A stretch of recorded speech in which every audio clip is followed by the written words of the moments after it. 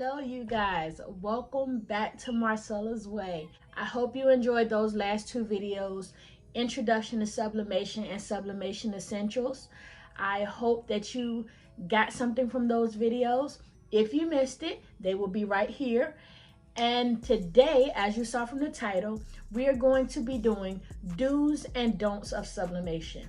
Hopefully these tips will be helpful for you when you are starting off on sublimation. Before we go any further, make sure you subscribe to this channel, make sure you like this video, and make sure you comment down below if you have any questions, or come over to my Instagram page at minitingz4. If you have anything that I can help you with, I will be more than happy to give you whatever answers that I do have. Also, go over to my website, www.minitingzcustoms.com.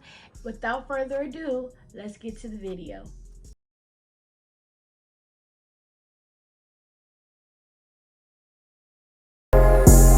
Okay, the first thing is, before you do a print job, you always want to do a nozzle check. The nozzle check makes sure that the ink is flowing properly, the ink is moving consistently, and you don't waste the first few pieces of paper on ink that's trying to get its groove. This is also a do. When you have printed an image out and you want to get ready to start pressing it, make sure that you look on all of the edges of your piece of paper, your sublimation paper, to make sure that there's no bleeding on the edges. Now, there has been times where when I was printing, after you print it out, there's bleeding on the edge. So when you press it, now you have these bleed lines on the edge. So some printers may do it, some may not, but I know I have had an issue with that. Now, this one is a do not. Do not use wax paper as a substitution for butcher paper. It's gonna burn, okay? And you do not want the burning, all right? So make sure that you do not use wax paper. You can use parchment paper, and to be honest with you, I don't even know about the parchment paper because it might be a little thin, but butcher paper is thick. This is butcher paper. The paper is thicker.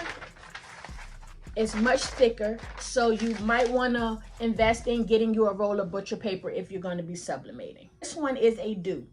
Check your temperature settings on your heat press before you press. You want to make sure that you didn't do a job before that and it's still on 315, 320 or whatever, and you want to make sure that it's not too high.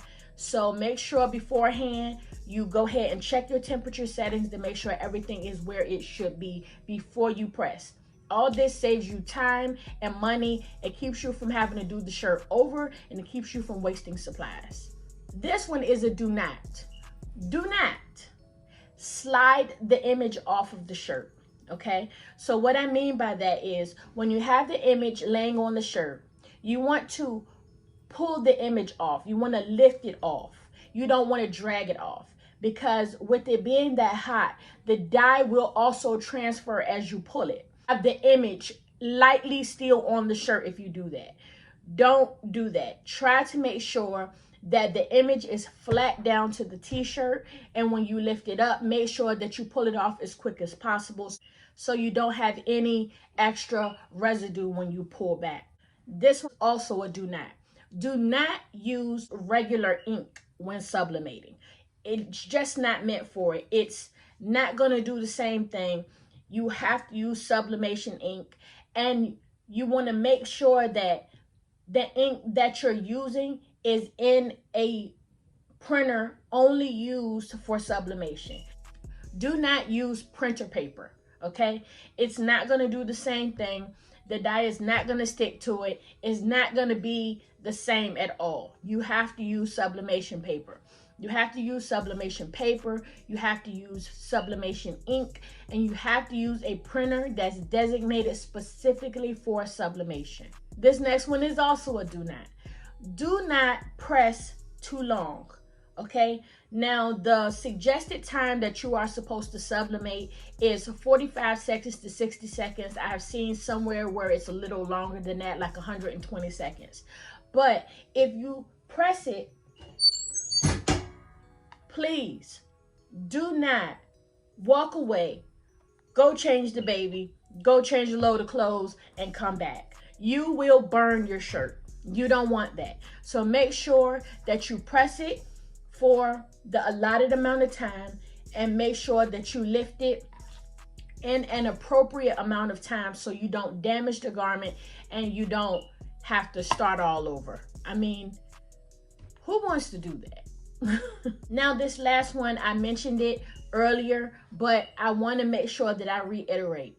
Please do not use a regular inkjet printer or any just regular printer. Make sure that if you are converting a sublimation printer, that you are using one that is meant for conversion or meant for sublimation. You can't take a regular one that you get out of Walmart or Sam's Club or something and turn it into it, because it's not going to work. Certain ones are made specifically for that, and they may not be made for that, but that's what we turned it into.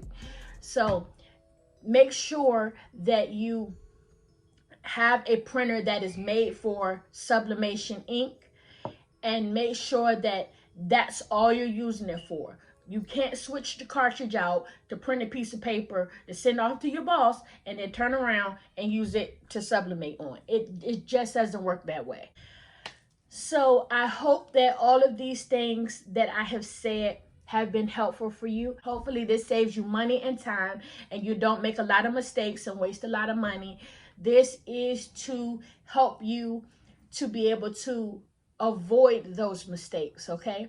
Because I'm here for y'all, and I don't want y'all to make mistakes like I made mistakes, all right? I'm here so you don't have to make the mistakes I made, all right? So, as usual, I have a my way so I can inspire you to have a your way.